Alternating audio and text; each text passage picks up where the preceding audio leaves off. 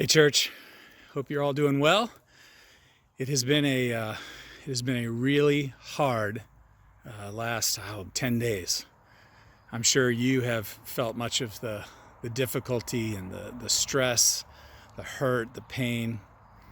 You know, I think back over this time and I realize there are a number of people whom I have hurt by either things that I've said or things that I didn't say. And the truth is, I've been hurt as well by people who've said some things, and you know, heavy stress has that kind of response on us. It has that kind of reaction. We respond very emotionally because this is a very emotional situation. And I want to encourage us. You know, God has made us with our emotions. Certainly, that is a part of who we are. But I do believe that our emotions shouldn't run us and rule us. But we need to understand the role that they play and allow them to inform us in a healthy way. Sometimes that healthy way can be hard. There's no question about that. Sometimes it's not always nice and easy. But I was thinking about some of what, you know, the country's going through, some of what I've gone through in some of my friendships and relationships, and I was struck by this passage. It's a well-known song, kid song that we learn in Sunday school out of 1 John 4:7-8. And I thought it appropriate, because this is a kid's song, even though it's not a kid's passage, to be out here in the BG playground, because it's just so nice. And so I'm here on my phone doing this. But here's 1 John 4:7-8. Beloved, let us love one another, for love is from God, and whoever loves has been born of God and knows God. Anyone who does not love does not know God, because God is love. And I think about the nature of that passage and what it's sharing. You know, it starts off with the word beloved. You who are loved, the one whom I love, that's the person that this is addressed to. You are already loved. That's who you are. That's what you are. You who are loved, let us love one another. Now listen, love doesn't mean that we ignore things. It doesn't mean that we gloss over the truth or even hard conversations. But it does mean that in the midst of that, we love one another, because that is who God is. And as new creations in Christ, that is who we are. So I just want to encourage you, all right, in this season where there's a lot of hardship going on, when there's a lot of emotions running wild, there's a lot of hurt and pain. Remember that we are called to love. And if we can hold on to that, boy, those hard conversations will go so much better.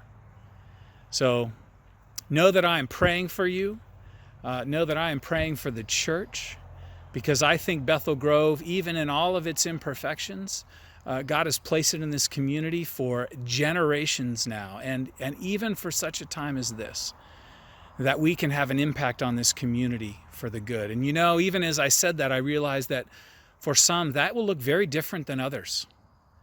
It will look one way to some and another way to others, and that can even come across like a dividing line.